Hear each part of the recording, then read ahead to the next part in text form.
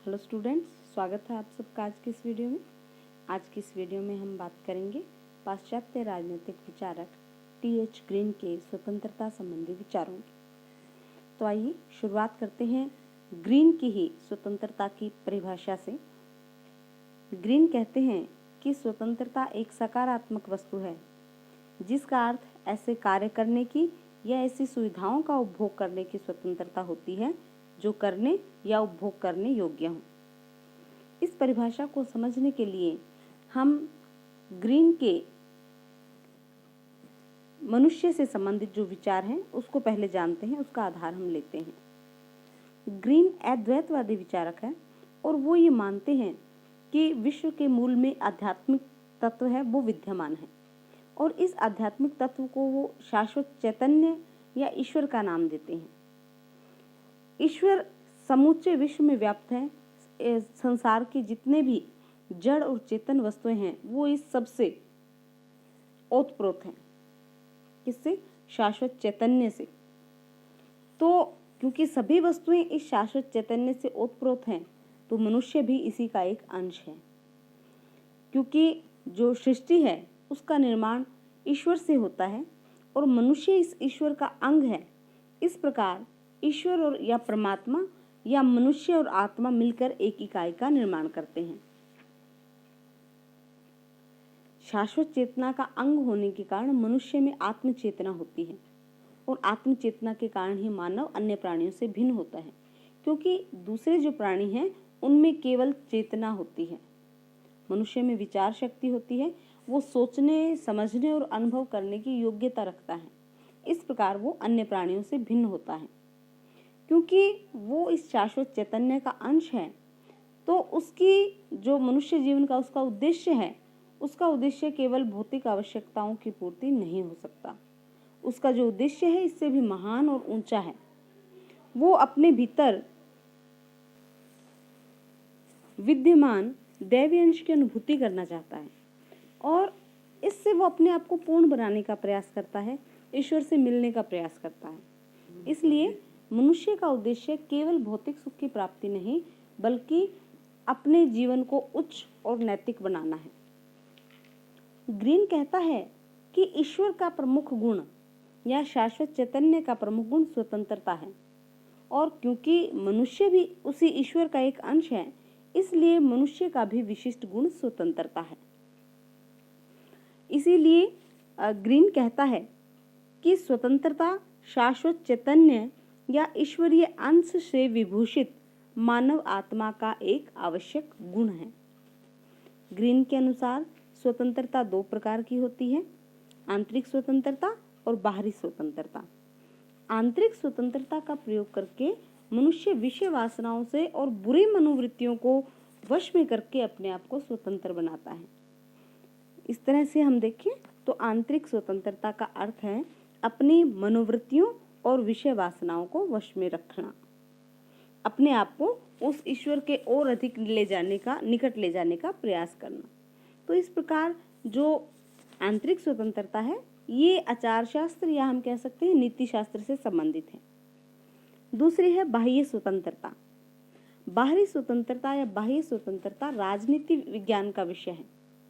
इसका अभिप्राय ऐसी परिस्थितियों का निर्माण करना जिसमें प्रत्येक व्यक्ति अपने वास्तविक हितों के कार्यों को पूरा कर सके और उसे अपने आत्मविकास में किसी भी प्रकार की बाधाओं से जूझना ना पड़े। ऐसी परिस्थितियों को उत्पन्न करने वाली स्थिति है उनको हम अधिकार कहते हैं, जिससे मनुष्य को स्वतंत्रता प्राप्त होती है।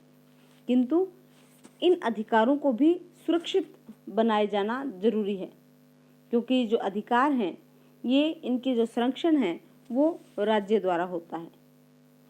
जब ये अधिकार संरक्षित होंगे तभी मनुष्य को स्वतंत्रता प्राप्त होगी। इसलिए इस आवश्यकता की पूर्ति राज्य के द्वारा होती है और इसीलिए राज्य का जन्म होता है।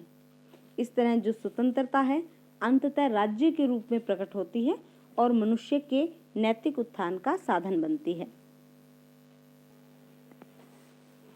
इन सब बातों के आधार पर हमारे सामने ग्रीन की स्वतंत्रता के कुछ लक्षण या विशेषताएं आती हैं। अब बात करते हैं स्वतंत्रता के लक्षण या विशेषताओं की। ग्रीन की स्वतंत्रता की जो विशेषता है पहली, वो ये है कि स्वतंत्रता करने योग्य कार्यों की ही होती है। क्योंकि ग्रीन पहले ही कह चुके हैं कि स्वतंत्रता का अर्थ अपनी इच्छानुसार मनमाना कार्य करना नहीं है, और न ही जो स्वतंत्रता है वो नकारात्मक स्वरूप वाली है, बल्कि क्या है, स्वतंत्रता सकारात्मक है। ग्रीन ने बताया कि चूंकि मनुष्य है वो ईश्वर का अंश है, इस कारण वो नैतिक प्राणी होता है और उसका लक्ष्य अपना आत्मिक विकास करना है। इसलिए उसे केवल वही कार्य करने की स्वतंत्रता मिलनी चाहिए जिससे वह अपने आत्मिक विकास की दिशा में उन्नति कर सके, उस ओर बढ़ सके।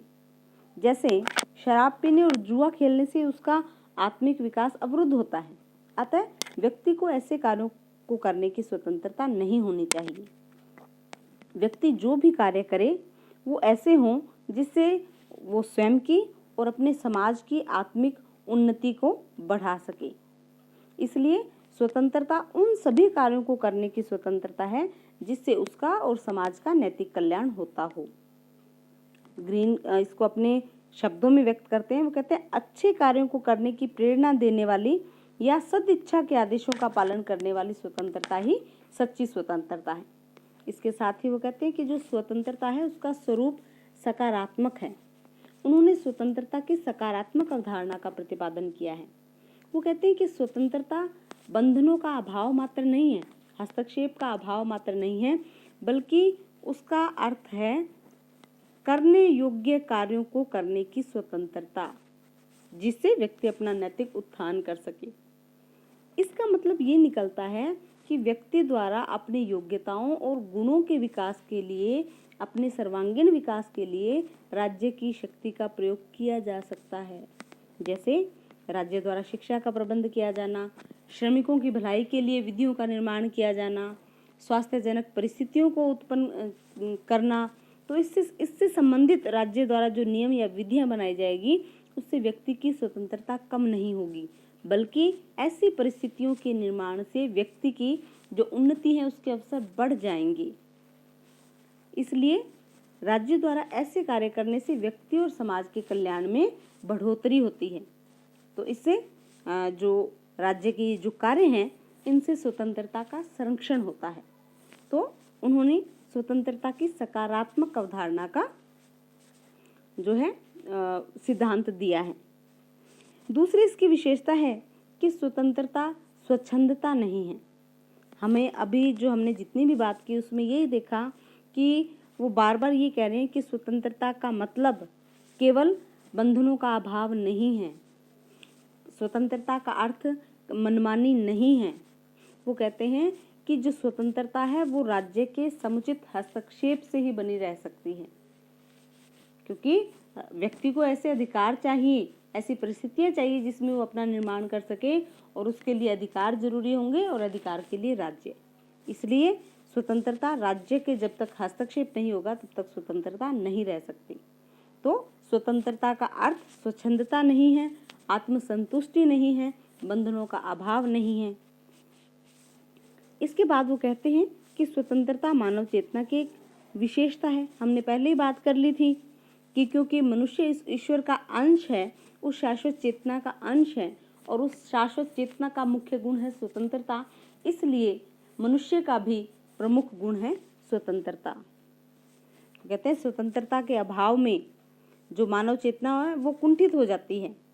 तो मानव चेतना अपना विकास केवल स्वतंत्र रहकर ही कर सकती है, ये उसकी एक प्रमुख विशेषता है। इसके साथ ही एक अन्य विशेषता, उसका लक्षण बताते हुए ग्रीन कहते हैं कि स्वतंत्रता में ही अधिकार अंतर्निहित है। अभी हमने बात की कि स्वतंत्रता का उपभोग केवल तभी किया जा सकता है जब स्वतंत्रता अधिकार युक्त हो। यदि अधिकार नहीं होंगे तो अधिकार विहीन जो स्वतंत्रता है वो उच्च श्रृंखलता में परिवर्तित हो जाएगी। यदि हमें पूर्ण स्वतंत्रता की जरूरत है अपने व्यक्तित्व का विकास करने के लिए, तो इसके लिए जरूरी है कि जीवन का अधिकार, संपत्ति का, घूमने फिरने का, शिक्षा प्राप्ति का, व्यवसाय का, ये सब अधिकार हमें प्राप्त हों। तो ये जो सारे अधिकार हैं ये स्वतंत्रता के साथ ही जुड़े हुए हैं। इसलिए ग्रीन कहता है कि स्वतंत्रता में ही अधिकार निहित है। ये सभी अधिकार स्वतंत्रता के साथ जुड़े हुए हैं और स्वतंत्रता शब्द के भीतर ये सभी अधिकार हैं वो शामिल हो जाते हैं और बिना अधिकारों के जो स्वतंत्रता है वो स्वतंत्रता नहीं रहती। तो ये थी ग्रीन की स्वतंत्रता संबंधी अवधारणा। तो हमने जाना इस वीडियो में ग्रीन कहते हैं कि स्वतंत्रता व्यक्तियों की एक ऐसी सकारात्मक वस्तु है जो व्यक्तियों के करने योग्य कार्यों को करने की ही स्वतंत्रता होती है। उम्मीद है आपको समझ आया होगा। इस वीडियो में आज इतना ही। मिलते हैं नेक्स्ट वीडियो में। तब तक के लिए थैंक यू, धन्यवाद।